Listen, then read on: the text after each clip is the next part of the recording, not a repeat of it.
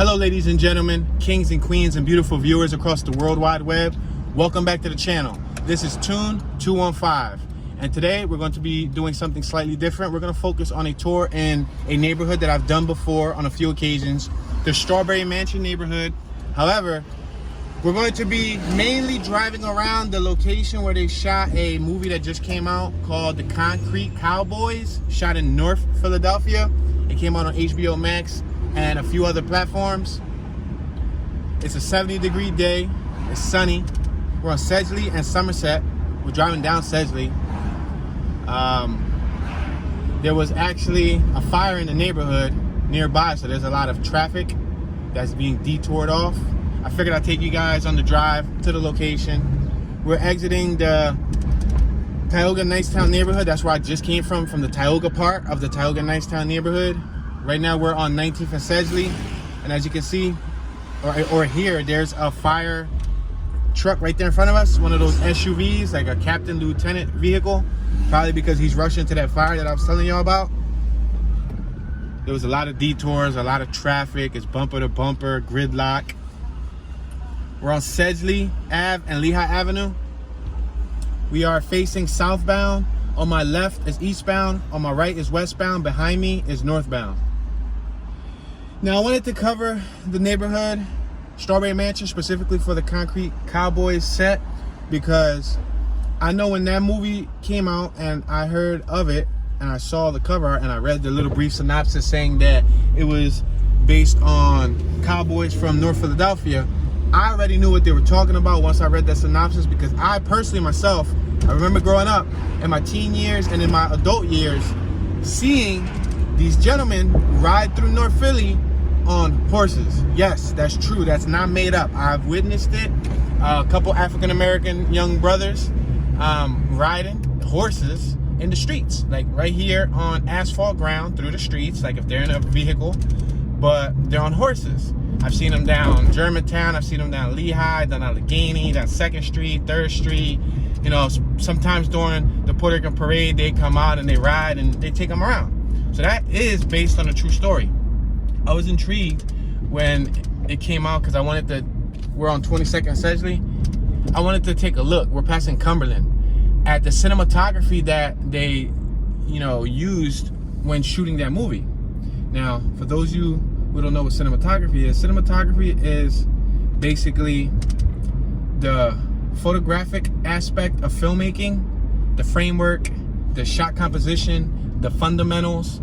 There's something called videography. When you use a videographer, you capture video. With cinematography, you shoot things in a cinematic perspective. You shoot things in a way that a regular videographer wouldn't shoot them. You have an eye, and I was interested in seeing the cinematographer's eye and how he framed out the block, how he worked with the lighting conditions, how he worked with the atmosphere, considering that it was shot in the hood. Like, how were they able to pull it off? And they pulled it off really, really good. I don't want to spoil it for y'all, for the ones who haven't seen it. We're passing Sedgley and York. We're traveling down Sedgley. But once we reach 26th Street, we should be in the neighborhood. We're like 2-3 blocks away from 26th Street, where they shot that at. This is straight up in North Philly. So the Strawberry Mansion neighborhood, one of the worst neighborhoods in Philadelphia, based on crime statistics. Not based on me calling it the worst from my personal experience, because, I don't have any bad personal experiences around here. However, on the news, there are, shootings, things of that nature in this neighborhood.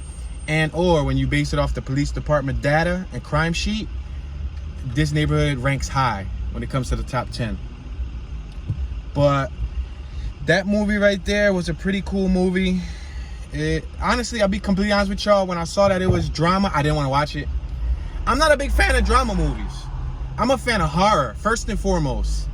Secondary, comedy. Tertiary, thirdly, I would say like thriller, suspense. But then again, even though thriller is its own genre, sometimes you can say horror is thriller, or thriller could be horror. But so, I guess if we had to have a follow-up, it would be horror, comedy, and if I don't choose thriller, I guess action. I'm not the biggest fan of action. Sometimes action can be a little cheesy to me. Like, they do a little too much, like overkill. But Drama's my least favorite. The last thing I watched drama was Titanic, and that jump was kind of chilling, but it wasn't that chilling for me to be, you know what I mean? Like, I'm not a big fan of drama. I usually pass drama flicks. To me, they're more like chick flicks, more like slow paced. I like something fast paced, gruesome, you know, nice angles, and you know, a lot of nice shots or whatever. But this movie surprisingly proved me wrong. It had a pretty good storyline, and I was, you know, since I'm an animal person, we're passing 25th and Sedgley. I like horses. I've never owned a horse, yet alone pet a horse, but I've seen horses. Boom, we're right here, guys. Look at the horse stables right here on my left-hand side. I was actually about to go up a one-way, so I'm gonna go around the block so that you guys can actually get a better look at it. Right here on my right-hand side. You see the horses? So I'm gonna try to talk about the movie without spoiling the movie too much, because if somebody has never seen the movie, then they're gonna be mad at me. But to sum it up, if I can give you a synopsis, wow, they're building houses right here. Yeah, developers built houses right here, so that's the name of the game. So y'all know, y'all watch plenty of my tours. You guys watch me talk about, if you don't own the lot, if you don't own the land, you don't have the deed, you don't have the proof that you own the land you're using, you're building on, you're working from, you're whatever you're living on, somebody eventually will go to the city, inquire, make a memo letting them know that they want to buy it, and if they get a price, they'll buy it. Especially these millionaires, these 100,000aires that are coming to the city to invest, right? I'm gonna go up 1 or 2 blocks, and then we'll make a right, and then we'll come through the horse little farm area that they got right here. So with that being said, the movie basically summed up a group of, you know, hood cowboys, which there's several stables in the area of Philly. We're passing 2100 block of Marston. There's several stables within the last 20 or so years in Philly through different parts. We're on 28th and Susquehanna, where you got hood gentlemen, you know, meaning not cowboys. I mean, I guess it depends on your definition of a cowboy, but you got people who live in the city, inner city, you know, guys who, they love riding. They love, obviously they gotta love horses, right? They basically care for horses. They ride them around. It doesn't seem like they're using them for any profit, like pooling carriages like they do in Old City and Center City and all that. I'm not a big fan of that. To be honest, I'm not a big fan of horse carriages, because that's like slaving a horse, putting the horse to work. The horse doesn't really get any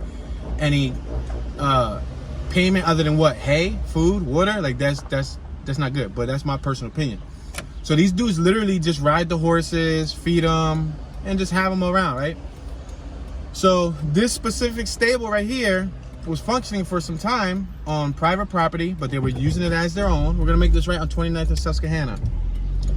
And they've been cited for a few basically nuisance, where people from the neighborhood supposedly, quote unquote, would call. We're gonna make this right on the 2800 block of Fletcher. People from the neighborhood would call the police or call animal control and tell them that they smelled odors from the building, that, you know, there was horses in there that weren't well kept, there was animal cruelty, etc., etc., which will then have the police come out. And that's happened on a few occasions where they would come out and they would give them warnings and they would give them citations or whatever, but I guess the guys didn't take it too serious. There's a one-way right here, so we're gonna have to go up to the next block, unless I can go up the one-way. I mean, I can straight up just go up the one-way. If there's not a lot of traffic here, I'm gonna go up the one-way for y'all. So what happened was, somebody, I guess, eventually made a big deal about the land, and animal control came in and they seized the animals. They had I guess a dozen or so horses. We're gonna make this right on Dolphin Street. They seized the animals, guys. They seized them. They took the animals, and they basically closed down their little farm thing they had going on there. But where there's a will, there's a way. The guys were able to get back some of their horses based on what the story showed. And yeah, that's as much as I can give you without spoiling the movie, because it's a really simple storyline. The main dude who ran the stable had a son who, I believe, he lived out of state, And then he ended up, let's make this right-hand turn right here on 26th Street. We're on 26th and Dolphin. We're gonna stop right here. We got Assassin's MC Motorcycle Club on my left-hand side. His son was dropped off by his mother to live with his father here in Philly. I forgot where his son was staying at. Was his son staying in, it wasn't Baltimore, was it?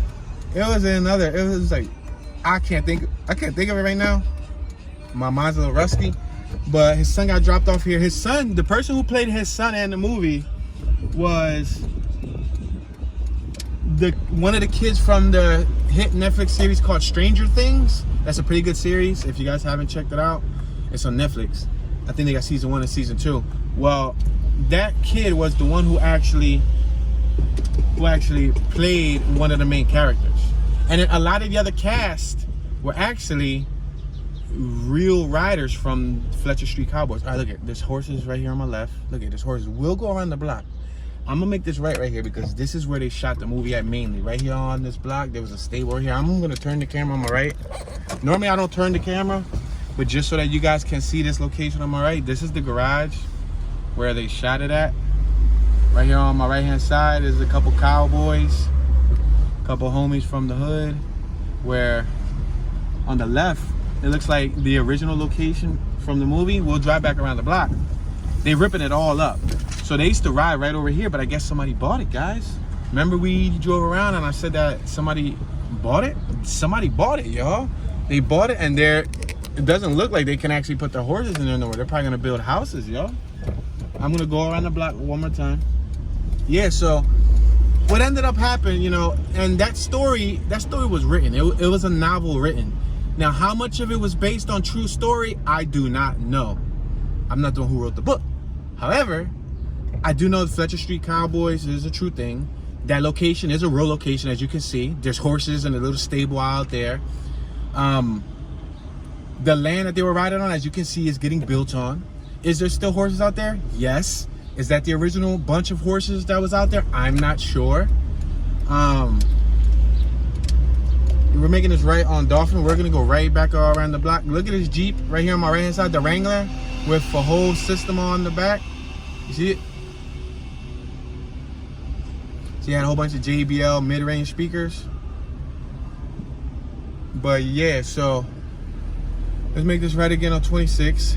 And then what I'm going to do is I'm going to turn the camera to the left. Normally, I don't turn the camera when I'm doing a tour, but I'm going to make an exception with this tour because I know the main thing you guys want to see is the horses and the location and all of that stuff. So I'm going to turn my camera left just so that you guys can get an opportunity to see the horses as we pull closer. Look at, he's actually about to cross the street with a horse right here. Wow, look at that.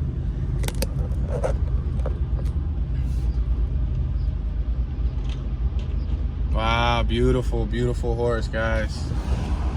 That is beautiful. What are the odds, yo? Well, I was gonna park up right here and show you the horse, but he took it out of the stable. So on my right-hand side, look at, these are the houses that they're building. Look at, they're building. They bought the land. Somebody bought the land, guys. If you don't own the land, somebody's gonna buy it. The end. That's the end of the story. You can't argue with that. Once they own it, they own it. The only thing you can do is readapt.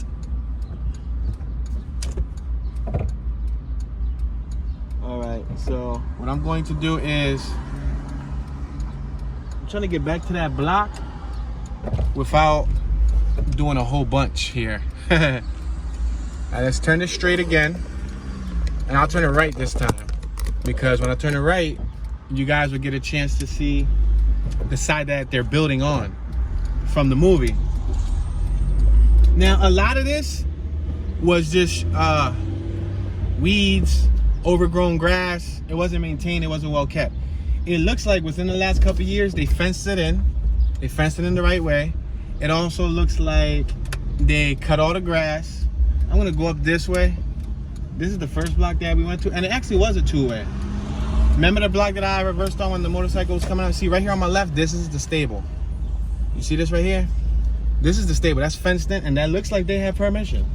I see a bunch of wood chips on the ground, you know, horse manure. There's a couple bathtubs where they give them water. 26 and Fletcher, that's where we're at right now. The garage on my right hand side is where they shot the movie at, right here. Most of the movie, if you watch that movie, was shot right here. It looked like they took the horse in, but on my left, there's a lot of scenes shot here that now you see it's different. Like if you check out the difference and you like compare and contrast from what it was compared to what it is now, it definitely does look a lot different.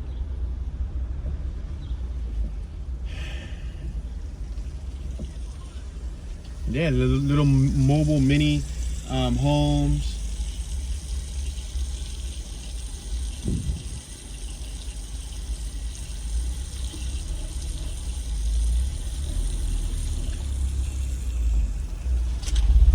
That's it, guys. Porta potties.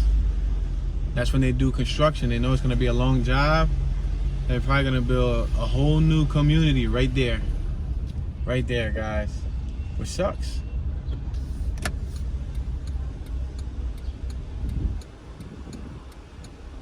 Yeah, it sucks. So a lot of the cast, I think they had Idris Elba, which I'll be completely honest with you, I'm not the biggest fan of his movies. I'm not the biggest fan of his movies. Like I don't go, ooh, an Idris Elba movie, I'm gonna watch it. I didn't watch it because of him. Let me turn the camera straight. Give me a second, guys. Yeah, I didn't watch it because of him. I didn't watch it because he was in it. I didn't watch it because the kid from Stranger Things was in it. Although he played an interesting role. Let's go up one more block just so it doesn't look like I keep on circling around the block. We'll zigzag a little bit through this community right here and we'll probably pass it again in a few minutes. But yeah. Did they capture the Philly life in the video? Or in the movie, I should say?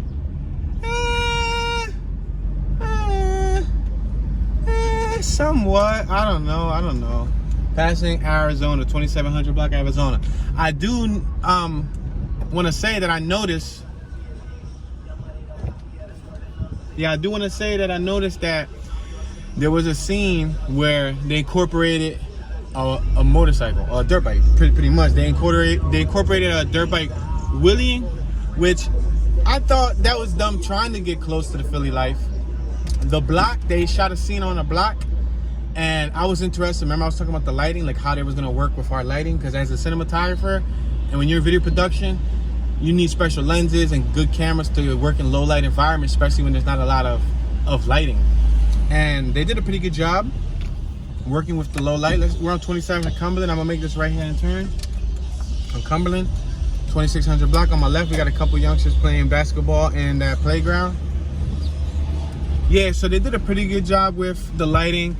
The cinematography was beautiful. The camera movements, the fluid nature of the shots, the bokeh shots, the angles, the composition. Overall, it was really nice. It wasn't noisy. Noisy is a film term. When you see a lot of grain, a lot of speckles, it looks like film grain, but it's only in nighttime shots.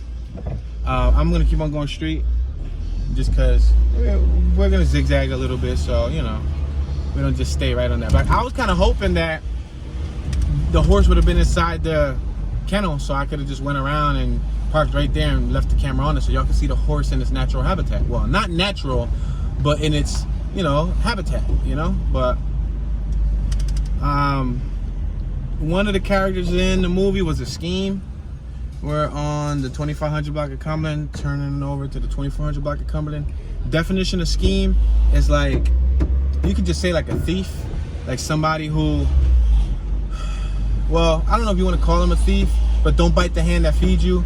So there was a character who was working for a boss in the neighborhood selling illegal substances, and he started stepping on the boss's toes, taking the boss's customers, taking the boss's, I don't know how much else, what else he was doing to get ahead, but he was basically taking money, cutthroat, taking the dude who was providing his money and lying to him and living it up.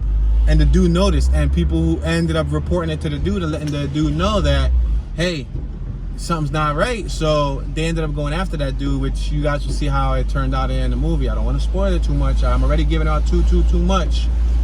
But that I don't know. That was kind of, I mean, it does happen. People do that. People are shady enough to be scheming and try to, you know, sell under somebody else's block. That's something you don't want to do. You don't want to try to sell your stuff to anybody else's strip, to anybody else's customer, especially now when you're supposed to be delivering for their customers. If they come to you on a separate occasion for separate reason without you telling them, then that's a different story. But if you're going and you're trying to you know, cut throat and take their customers without them knowing, you don't look that good. Let's make this left on Surgeon, 2300 block of Surgeon. So on one of the scenes, it basically expressed how that dude who was being scheming, the dude who was, you know, biting the hand that feeds him and selling his own product on the side, his reason for doing that was because he wanted to lead a hood.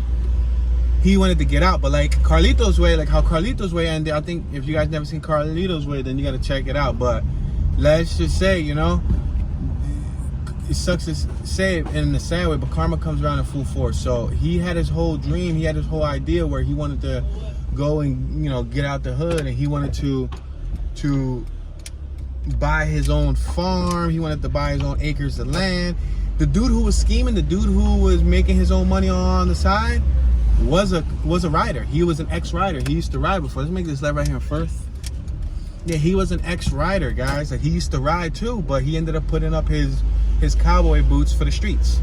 So that goes to show you the goal of that group right there who has the Cowboys is to train inner city youth, to teach them, I guess, about agriculture, teach them about horses, keep them busy, keep them off the streets. Kind of like an after-school program per se, kind of, right? If you know what I mean. Like, instead of being hanging on the corner, come to our program and come take care of these horses with us, and you know what I mean. So that was the original intent. That was the goal of the Fletcher Street Cowboys. Now, there's, like I said earlier in the beginning of the story, there's many other groups that in Philly that were also relevant, but that over time they got closed down because a lot of them were on private land. Now, I think some of them were able to do what that side did, you know, get some type of income, raise some money. Yo, right after they released that movie Concrete Cowboy, I think there was a GoFundMe, right? Right after they released that movie, they released it. I think their GoFundMe flourished way past their expectations. I think they had like a small goal to raise, like, I don't know, 50,000. I don't know what was the exact number to raise, but I know that it raised like 2-3 times what they expected. So if it was 50, they raised like 150 in donations, like overnight, 150,000. Because once people saw the movie and they got a chance to hear their story, I guess people were emotionally involved and emotionally connected. It wasn't bad. It wasn't bad, man. It was, tell you, it was worth the drama. Like, if you're not a big drama fan either, and I think I was connected to the movie because I'm born and raised in North Philly. I'm born and raised in the city, so I've always liked seeing Philadelphia movies. A lot of Philadelphia movies, they always shoot them in Center City, in South Philly. They shoot them in the most richest, beautiful places where it doesn't even look like it's North Philly. You know, even It's Always Sunny in Philadelphia, they shot it in like strategic places in Kensington. Like, they never really show like blocks. Like the latest Rocky movie, or the Creed 1, I think regular Creed, not Creed 2. Creed 1, they had a scene by the gym around Clearfield, right, or something. That was a cool little scene. But I like seeing scenes from north, even from west, even from like, you know, like the rough areas, not just the nice areas, not just, you know, like, you know, the areas that are beautiful. No, I want to see it in the hood. So like right here on this corner, what I want to see is, I want to see a movie where somebody's crossing the street here, or they're doing a fight scene right out here on this corner, or there's a huge explosion and boom boom, and there's like, that's what I want to see. But I ain't never get a chance to see it that much. That's why when I started my YouTube channel growing up, a lot of my first videos, my little short skits, my little short films, my little BS video production, you know, on my page, if you guys look back, a lot of it has Philadelphia cinematography. A lot of it has Philadelphia locations. A lot of it shows Philadelphia for what it is. That's what I wanted to do, you know. Like my Street Scraper series, that was my way to show the area of Philly that I wanted to see on camera. Even if it was a couple B-roll shots that were cinematic.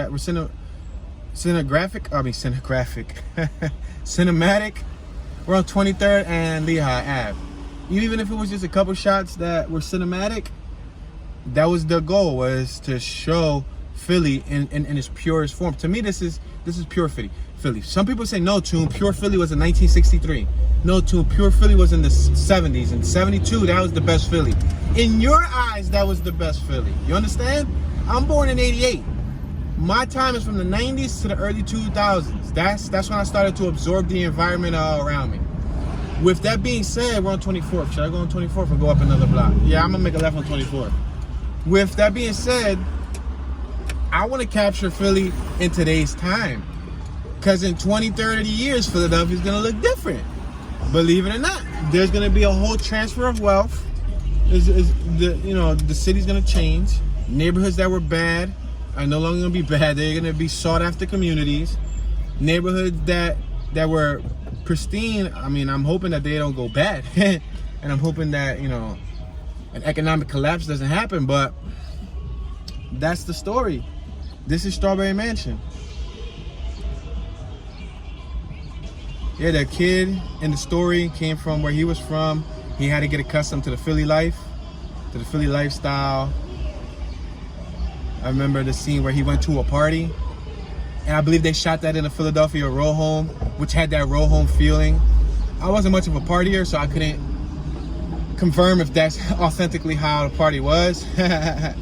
But the dude who played the boss, he looked like he could have been a Philly dude, and his acting wasn't on 100. His acting wasn't on a bean, which means they probably really pulled a Philly boy from Philly and said, "Yo, play this character," for budget reasons, to save some money, because you're not hiring professional actors. You paying them something, but you're not paying them like what you will pay Will Smith or like Wesley Snipes.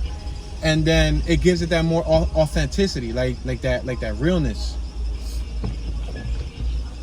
It was cool, man. And then the horses, the main thing was the horses, like there was a couple scenes that was sad. I was like, dang, man. And then the one scene where I think I'm already giving y'all too much. If you guys don't like spoilers, you might as well click out now. But there was the one scene where he was asking his, yo, what's happening? There's a whole traffic jam here. People beeping, people trying to rush by. Look at this whole little congestion here. What is this, a fight over here that's happening or something? I don't know. I'm going to just go by. Nah, damn, there's a lot of traffic going on over that block. Nah, they're letting somebody out. Anyway, there was a scene where, I'm going to make this right on Harold. Don't worry, we're going to go back to the block where the Cowboys and all that stuff. I'm just giving them time to do what they had to do with the horse. Maybe they might put the horse back in the stable. So, there was a scene where the youngster, the one who played them, one of the main characters, the one who got left with his pop, his mom dropped him off raw and uncut. I guess he wasn't doing good in his hometown, and she couldn't handle him, and the mom and the pop split up many years ago. So he got dropped off. His mom made it seem like she was gonna bring him to visit, and she told him to get out the car and get grab something, and she bounced. She straight up left him. And then it was a scene that was really touching when he was talking to his pop, and he's like, why you don't care about me? Like, you care about everybody else. Like the attention, the time you spend on everybody else, you could be spending that with me. Because his pop was helping other people, learn how to ride. His pop was doing for other people in the community. I gotta watch it. There's cars here. But the son, there's traffic. My bad, y'all.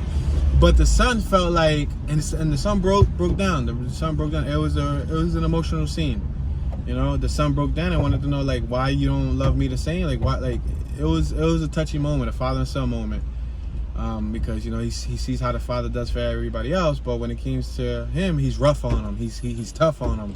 Like, and I can relate to that. Like, I can relate to that 100. Like, I've seen my pop, be the kindest he can ever be to everyone else, and I fall off just one hairline and he'd be rough on me and he'd be tough on me, and it's like, dang, like I always get the short end of the stick.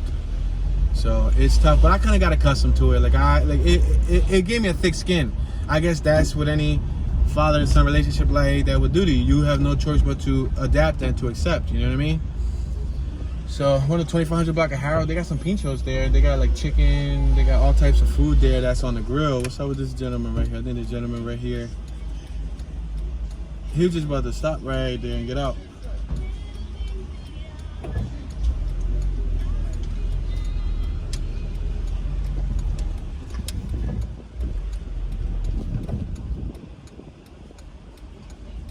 No problem. Yeah, just let them cross, because, you know, pedestrian always has the right of way. I'm going to cross over here.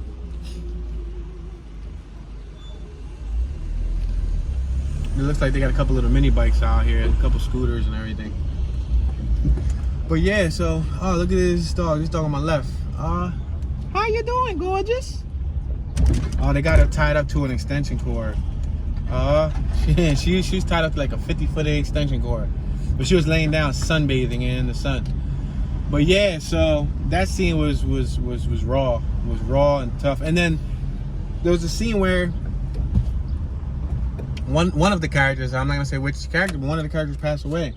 And then they did the funeral scene and all of that. Like that again, that touched home, because I've been to funerals and it was all due to gun violence in Philly. So I think they were trying to portray, you know, a little bit of the Philly lifestyle. You know what I mean? But I've seen these dudes ride around, and I've seen the young kids ride around with them on the horse. This is a true story. If you would have told me 10 years ago, 15 years ago that they was going to make a movie about it, I probably wouldn't have believed you. But somewhere along the line, that novel was sold off. Somebody picked up, they got some investors, and they made the movie happen. I don't think it needed to be a high budget movie, because there wasn't a lot of production value. There wasn't a lot of didn't seem like there was a lot of things going on. Like there was like the same locations. The car, all right, let's make note. One of the characters' cars, I'm not gonna tell you which one, but one of the characters' cars had a Mazda 626. Now, Mazda 626s are known for having horrible transmissions, right? But they use a really clean Mazda 626. And the funny thing is that nowadays when you're in Philly, you don't see Mazda 626s anywhere. You don't see 626s like you used to. Back in the day, you would see 626s everywhere. There's Mazda 323 and Mazda 626. You don't see those nowhere no more. I saw, I think, a hatchback 323 the other day in good shape, and I think that was in like Camden. But in Philly, you don't really see them. Maybe because the transmission sucked so bad that most of them ended up in the junkyard. But that's what they used for one of the main characters' cars.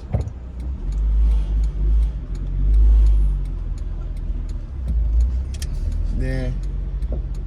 Thought they were gonna use more of the bike scenes, which they didn't, which is good that they didn't try too much to capitalize off of the bike scene. Because I know when the bike scene became popular, I saw movies, I saw music videos.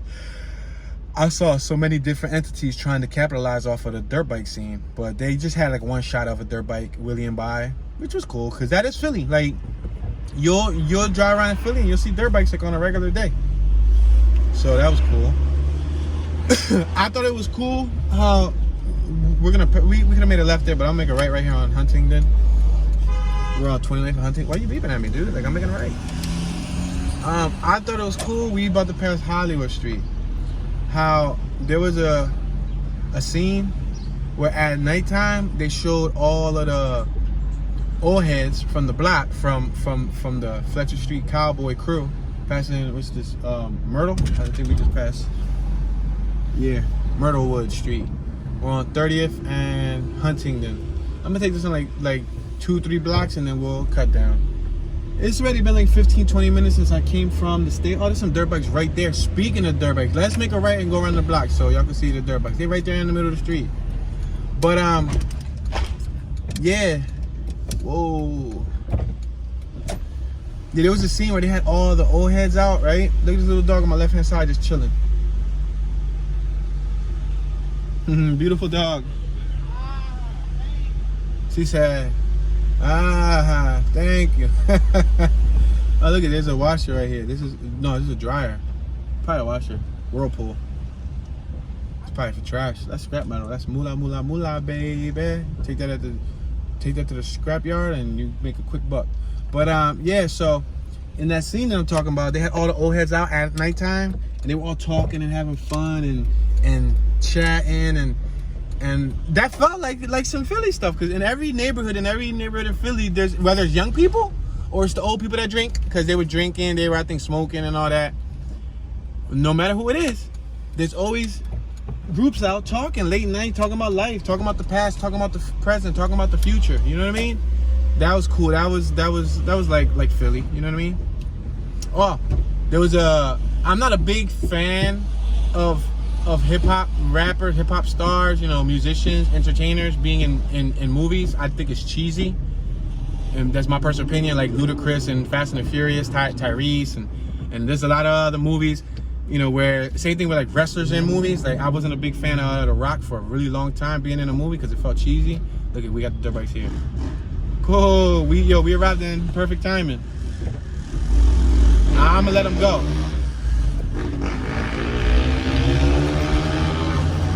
There you go. I told you.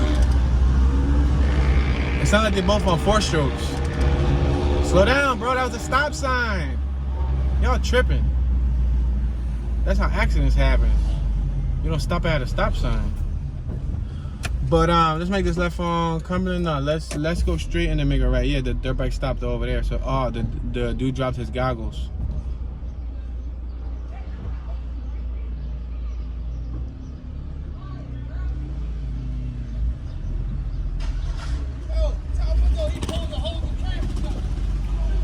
Yeah, what you call him?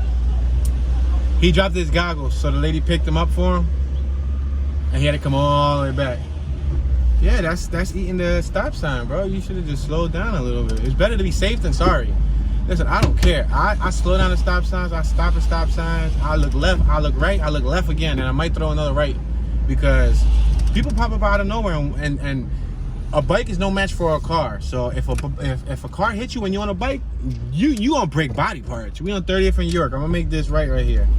You're gonna break ligaments and bones, and yeah, that's not gonna be a pretty scene, especially on a dirt bike. Then they're gonna blame it on you. If you're on a motorcycle, it's a different story. Depending on whose fault it was, you might have a case. But if you on a dirt bike, that's illegal straight off of the jump, so they're gonna blame it on you. Even if it was the other person's fault, they're gonna blame it on you. So yeah. But that's crazy. And I ain't see this movie in a while. I saw it like 2 weeks ago. Like, to be honest, I saw it probably like the first week it came out, like day 2 or day 3. And I haven't seen it since. And I think it's been out for like two weeks, 2.5 weeks. By the time y'all see this video, this is gonna air in May, it's probably already been out for like 4 weeks. So, you know what I mean? So you got more than enough time to go check it out. You know what I mean? But that was cool. There was also a really nice scene that I thought was cool, which would probably be me, where there was this one horse that was untamable. There's one horse that many people couldn't tame. I'm gonna make this right-hand turn right here. There was this one horse that a lot of the others in the stable that they couldn't tame the horse. So what happened was, the main character, the young kid that I said that got dropped off and he got left by his mom, that character ended up being the only one who can tame that horse. That's like me. Like, that's how I feel. Like I would be. Like, I could take an animal that's untamable, give me some time with him to show him love, care, and some support and respect. Boom, and I'll be able to tame the horse. You know what I mean? I'm gonna make this left-hand turn right here on Hollywood. Yeah, so that's just an idea, an example of you know, a few highlights and a few scenes in the movie that, yeah, it was a cool movie. It was a real cool movie, man. It was a cool movie. And to my knowledge, I could have swore that Idris Elba has an accent. I could have swore he normally has an accent because he's not from America, right? He's from, like, what is he, from Canada, from the UK or something? Well, anyway, he spoke really darn clear here. And every time I saw him, this man had like a little joint in his mouth. I don't know if it was a joint as in top paper with weed and he was smoking it, or I don't know if it was like you know how some people roll up their own cigarettes? They take top paper, because really top paper is really made for rolling up your own cigarettes, but people end up using it for, like, you know, put a little bit of weed in it, smoke their own joints. In every scene, I swear, Idris Elba, whatever his name is, had a joint in his mouth. Then he had the littlest, tiniest, microscopic joint ever. Yeah, but that's how it be in Philly, man. Like, sometimes that's the sad reality of it. Sometimes the father don't want to be in the role of his child, and that only doesn't apply for African Americans. That applies sometimes for Caucasians. That applies sometimes for Spanish people, you know, or Latins or Hispanics, however you want to call them. We're on the 2600 block of Hollywood. We're gonna turn off of Hollywood. I'm gonna make this right here. Yeah, you know, it happens a whole lot. It happens more than you think through all different races. Let there be a reason for the guy to believe that's not his child, or him to genuinely not like the girl, and he's gonna do everything he can to not play a role in the little kid's life, which is sad. It's sad for it to go down that way. Let me make this right on 29th Street, and then we'll go down to like Dolphin, and then we'll make a left and see what the stable looks like. But yeah, guys, it's tough, you know. There was a lot of realness to that film, even though it wasn't 100% accurate, spot on. The Philly nightlife, the bike culture, the horse story, that concept was real. I think that fatherless thing goes all the way across America, all across the world. There's probably other places in the world where, kids grow up fatherless, wonder why their fathers aren't there for them. People getting killed, that's a Philly thing. Like, you lose your best friend, you're with him 1 minute, and then the next minute he gets killed. You know what I mean? There was a few other topics that were really, really, really relevant. And then with the gentrification, that's one of the biggest things. Oh yeah, we were talking about movies, right? Being with rappers. There's a rapper in that movie. That's all I'm gonna say. I'm not gonna tell you what rapper, because then I'll spoil it for you. I'm gonna let you watch it so you can find out. He's a rapper that I used to listen to. He's been in other movies before, so that isn't his very first movie. He's had his own movie before. When I was growing up, I used to watch his other movie, so I ain't gonna frog. Green light. What are you doing? You looking down, staring? Yeah, so we're passing 29th and Cumberland. But there was a rapper in the movie. His role made it feel a little bit awkward. It was a little bit weird. It was a little bit weird.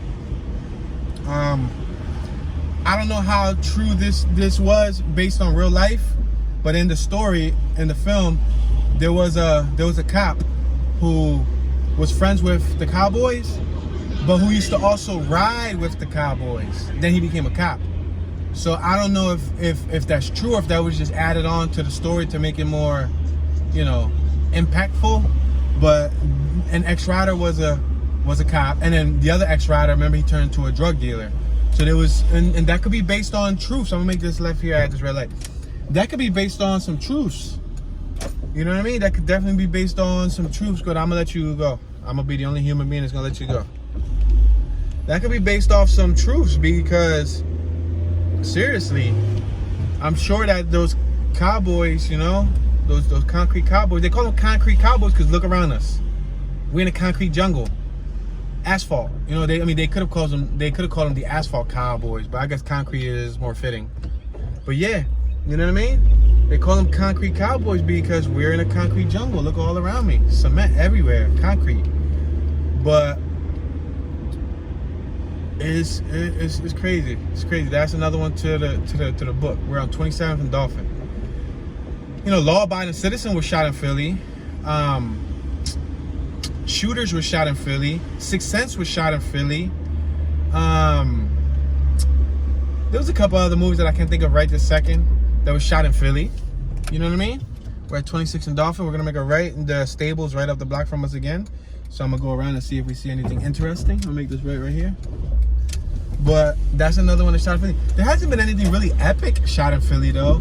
Like anything really, Shooters try to be epic, and they shot a few scenes in Philly, but I don't know, it didn't feel authentic.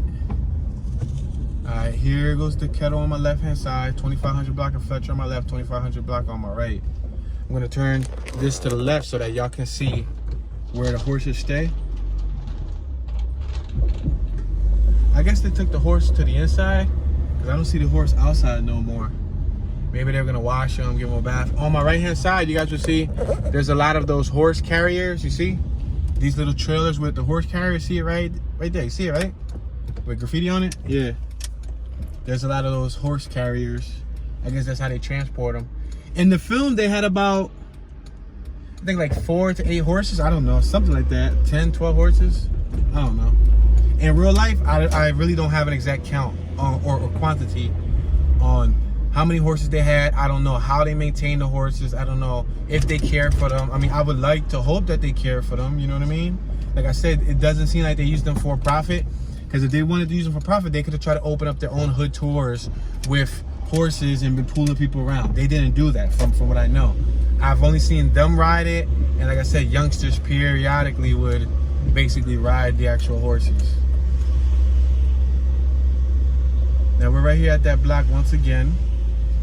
There's a car in the middle of the street, so I don't know how effective going straight would be, because so on my left, that lot right there, that's where they used to hang out at, and that's where they used to chill. But guess what? It's all gated off, and it's been what's that called? Excavated. Like, they dug the ground, and they're building, man. They are building. Look, there's a car trying to go, but I don't know how effective that's gonna be if there's a car right in the middle of the street. You see how he stopped? I'm gonna stay here until I see what he's gonna do. Let me turn on the air too, y'all, because we're in the direct sunlight and I don't want this camera to overheat and shut off. But I guess so in the movie, they lose the stable. They lose that building on my right hand side in the movie. The building on my right, we're gonna have to make a left because there's traffic behind me. We'll go around the block. And I'm gonna turn the camera to the right so that y'all can see the new houses that now they're building on the land where the horses used to hang at. So in the movie, that building was where they kept the horses on the inside. The dude literally had a horse in his row home, yo. That was priceless. When I saw that shot was funny to me. That's something that I would do. like if I had a pet horse, I would straight up hang out with the horse. But see these houses right here on my right, look it. There you go. And this is all land that they used to use to ride on. But they ended up, you know, I guess since they didn't own it, they didn't try to acquire it many years ago. I mean, it costs money to own land. It's not like you can just apply for land. But sometimes you never know. They might have been able to apply for like a government grant that would have probably gave them some type of tax exemption, some nonprofit organization. I think that's what they got now. I think they got some type of nonprofit organization tax exemption. But it's a stop sign, dude. You mind? I made a stop and he's like beeping at me. Like, dang. I'm gonna let him go by because he's in a rush. I was at a stop sign. I made a complete stop like a normal human being should. And boom, I get a loud horn. Honk, move. That's it. It's incredible. That's the Philly life for y'all. That's what they forgot in the movies, to put some beeping horns. They gotta throw that in a movie, yo. They got to. I'm gonna make this left here. We got Gibson Church right here on my left hand side. They got to do that, yo. They gotta throw that in a movie. They gotta let me turn this camera straight for y'all. I know y'all wanna see them houses. I know. Oops, fingers in the shot. That was so unprofessional. But like I said, this is gonna be the very few tours that I'm gonna make these exceptions of turning the camera, because I don't like to do that. I like to keep my camera stationary, keep it uniform, so it can be uniform like all my other tours. But if I didn't turn the camera, then you guys wouldn't have got a good look at the actual location. Now, there was also another block that they shot on, the scene where he got dropped off at. I don't know what block that was on. I wouldn't be able to tell you. I could probably Google it and like learn it. But I basically just took you to the Fletcher Street stable. That's what you guys saw, and the Fletcher Street stable is still there. In the movie, it showed that they lost the stable, that they closed it down. It doesn't look like that. It looked like they still got their stable because they're still at that same building. I could have sworn I just saw one of the actors from the movie out there, the dude with the dreadlocks. And in the movie, he played it being on a wheelchair. I don't know if he was really in a wheelchair in real life. I could have swore I just saw him, unless that was somebody else with dreads. But yeah, so the main two actors that they had there was Idris Elba or Idris Elba or whatever his name is, and the dude, the young kid from Stranger Things. The funny thing was that they had him smoking.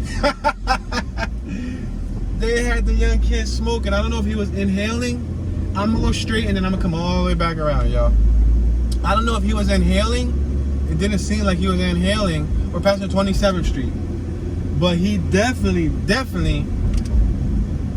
was out smoking, driving around Philly. Even if he had the smoke in his mouth and was blowing the bag out, they had him doing that scene. I guess because in Philly, you know, you come to Philly, you get peer pressure to do what? Smoke. So that's it. That's Philly life. We're on 25th. This is Diamond, right? Yeah, we're on 25th and Diamond Street. We got the Diamond Street projects on my left, and there's some more on my right coming up at 23rd Street. But we're gonna make this left right here. We got Eric Hank Gathers Memorial Recreation Center on my left-hand side on 25th and Diamond. I'll just turn down 25th Street. There's a sign that reads, "Road may flood." I guess as you can see, it goes downhill.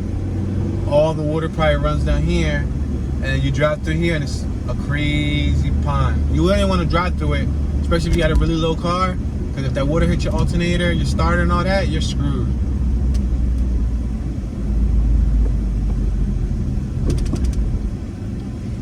Yeah, this is a rough neighborhood though, but I think it's only rough based on the type of energy you attract to you. Now, I'm not gonna say innocent people haven't got shot out here. That happens every day.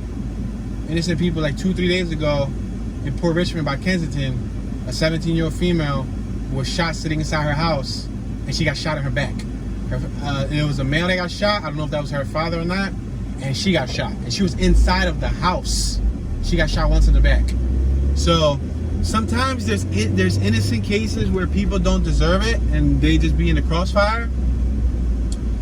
But for the most part, if you don't bother no one, we're on 25th and Dolphin. If you don't bother no one, you don't let everybody know your business, you don't hate on anybody, you keep to yourself, you keep a small circle, you know, you don't do anything malicious to anybody else, you should be okay, you know. My old saying is, the less people know about you, the better. Yo, this is red, the left side's red. What's up with both lights? They're both red. I'm crossing because I think it's bad. They're both red. But yeah, you know what I mean? My old saying is, the less people that know about you, the better. And to be honest, the less friends you have, sad enough to say, the better. The less problems you have to deal with. Because you end up making a whole bunch of buddies, and not everybody's going to be a real friend. In the end, they'll all get filtered out and weaned out.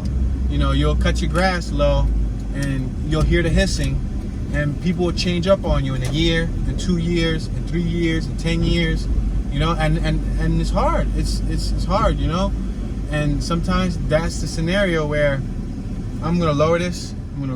Just so y'all ain't gotta hear me scream. I feel like every time I have the air on, I gotta scream. But if I don't turn on the air conditioner, then it gets boiling hot in here, and the camera tends to overheat. So, but yeah, y'all, it's definitely a sad lifestyle, sad way to live. We'll make this left right here. Coming up. Well, I can't. So one way. Coming soon. What's it say? The Build the Block Back Initiative, the Village Community Youth Development Center. Okay, Strawberry Mansion, I see you. The Build the Block Back Initiative, that's nice. See, there's a lot of empty lots. These lots weren't always empty. There was houses. That's all I can say, there was houses. But like B-More, you know how B-More, if y'all see my B-More tour, you guys know I believe I was in East B-More. There was abandoned houses everywhere. There was so many abandoned houses. That's how it was here in Philly in the 80s and in the early 90s. There was abandoned houses everywhere. There was basically selling houses for $100, for $1. There's programs called the Dollar House Program where you can buy a house for $1. I wish they had that program nowadays. Yeah, right. They're not gonna have that no more. But people were buying houses back in the day. Wow, is that strip there? What? There's a Nissan 350 over there. Nah, it couldn't be stripped. It's on my right. It's missing a rear wheel. It's on tires. It's on donuts. Let me see. Does it have the rest of the wheels? It's missing 3 wheels. What? Did they steal that 350 and leave it there? But the reason I say it doesn't seem to be like they stripped this because they left 1 aftermarket rim on it. Why take 3 of the rims and you can't get the 4th one off? You know what I mean? But yeah, man, I wish it was still like that here. It might be like that in Baltimore. I don't know. I haven't acquired in Baltimore City to see how much prices of the houses are going for. But Baltimore got whole blocks full of abandoned houses. It's only a matter of time before somebody buys them to rehabilitate them. Look at the abandoned house on my left. Somebody buys them to rehabilitate them, or eventually, we're on Arizona Street. I'm gonna make this right. Or eventually, they'll knock them down and they'll level out the whole entire block. And after they level out the whole entire block, boom. They'll make new like community centers and everything. I'm gonna let her go by. She's a resident of the neighborhood. She gets the right of way. Make this right hand turn on Gordon. Not everybody thinks like me. You know, when I let people go by and I say, you know, you're more than welcome to go. No, you're more than welcome to go. No, you're more than welcome. Not a lot of people think like that. When I be in the street, whether I'm crossing the street on foot, whether I'm on a bicycle, whether I'm on a supermoto, whether I'm on a car, whatever I'm on, they don't give me that same right of way that I give others. 1 out of every 30 people will give me the right of way. Yup, that's the truth. 1 out of every 30 or so people. Look at this, is that Nissan that's on my right. Now stripped. I'm gonna pull up to it so y'all can see it. It looks funny sitting there on tires. It's on my right hand side. See it right there? See it? I'm gonna turn the camera straight again. I'm gonna make this right hand turn. I'm gonna go real close to it. I'm gonna turn up the air a little bit because it's starting to get hot. And I don't got the air pointed to me. I got the air pointed at the camera. Yeah, it's left on a couple tires. So I don't know if they're working on it and they just left it there like that, but look at it.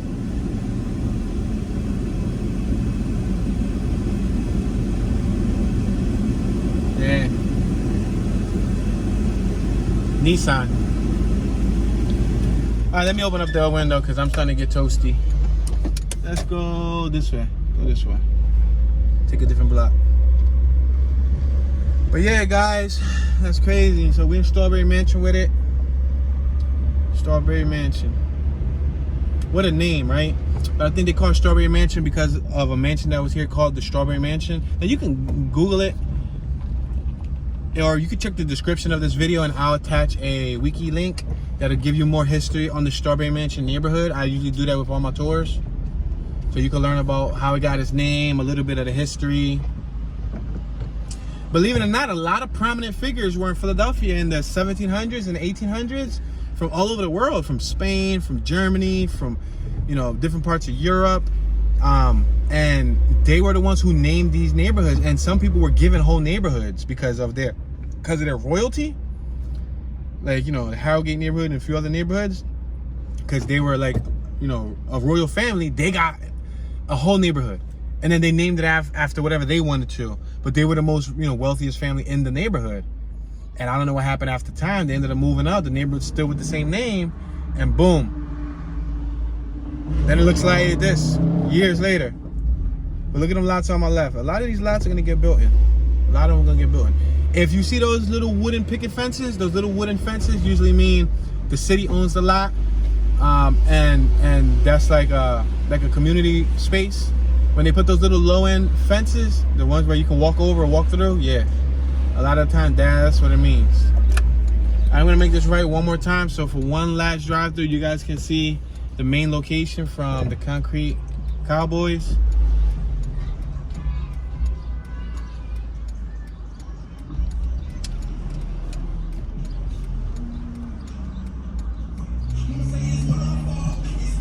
That was a female. Wow, that was a female that was in the slingshot. That was cool. You don't see that often. You always see men driving those slingshots. Oh, there's a horse right here. I'm gonna let the guy go by. You guys got to see a horse anyway. Wow, beautiful white horse.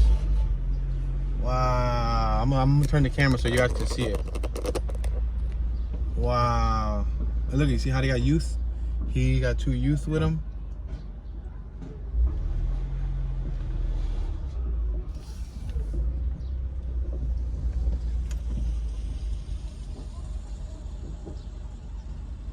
It's a beautiful horse, sir. Yeah. Beautiful.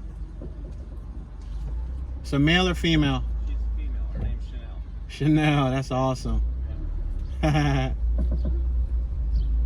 Have a good day. Have a good day, sir. Her name was Chanel, guys.